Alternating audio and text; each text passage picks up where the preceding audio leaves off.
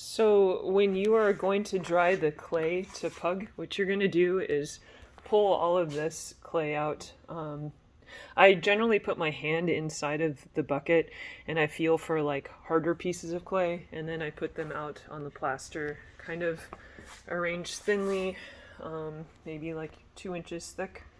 And then generally when I have really wet clay, I'll put my fingerprints in it, and that will actually give us more surface area to dry with. I already put this out once for 3 hours, and so I bagged it up and then I put it back out on the plaster to dry some more. So when this starts to lift off and not stick to the plaster, it's ready to be flipped over. And so I'm going to flip it over section by section. So the wetter it is, the thinner you want to put it out. The drier it is, the thicker you can put it out. It just helps it to be more consistent all the way through. And one thing that is nice in California to save water is, like, say you have your hand like this, try and like get all of that off first.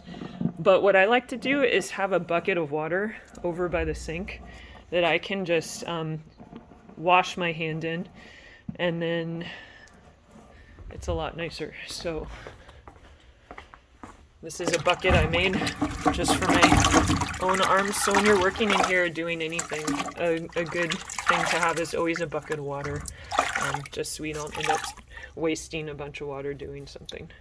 Another thing that's going to help the next person who's working with you pug clay is when you reach down and dig out like a really solid piece.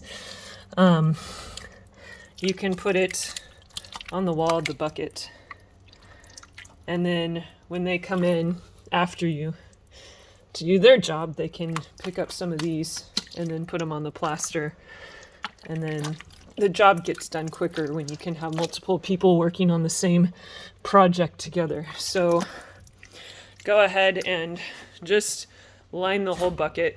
If it's too wet, like this junk, it's just gonna slide off. So you really have to find like those squishy, thick pieces of clay that are kind of on the hard side.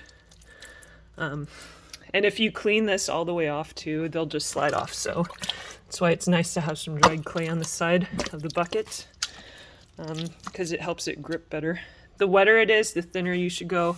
This is on the kind of hard side, so I actually probably could pug that right now, but I'm not gonna worry about it. So make sure we kind of work as a team and get this stuff done together.